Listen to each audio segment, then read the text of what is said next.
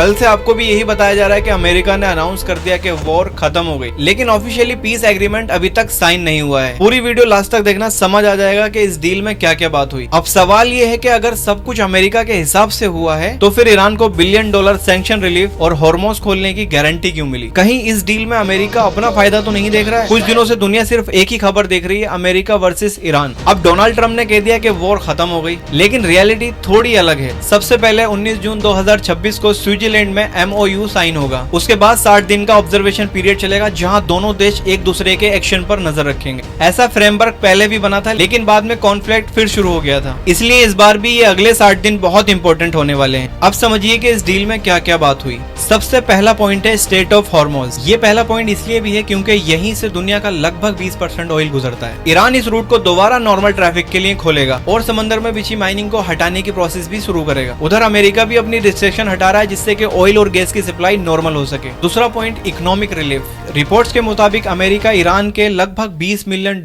के frozen assets release कर सकता है। तीसरा पॉइंट है न्यूक्लियर प्रोग्राम। फ्रेमवर्क के हिसाब से कुछ समय तक नए न्यूक्लियर फैसिलिटीज पर काम रोकेगा और इनरिचमेंट पे भी रिस्ट्रिक्शन की बात चल रही है। लेकिन इसी पॉइंट पर सबसे ज्यादा डिसएग्रीमेंट देखने को मिल रहा है। ये सिर्फ एक इंटरिम फ्रेमवर्क है, क्योंकि असली टेस्ट तो अगले 60 दिन में देखने को मिलेगा। क्योंकि इजराइल ने पहले ही सिग्नल दे दिया है कि वो अपनी सिक्योरिटी पॉलिसी में कोई बड़ा कॉम्प्रोमाइज नहीं करेगा। इसलिए दुनिया में फिलहाल रिलीफ जरूर है, लेकिन टेंशन अभी भी पूरी तरह से खत्म नहीं हुई है। मेरे हिसाब से तो ये इतनी ज्यादा खुश होने वाली बात नहीं है। बाकी आप लोग क्या सोचते हैं इस बारे में? अपनी राय कमेंट्स में जरूर दें।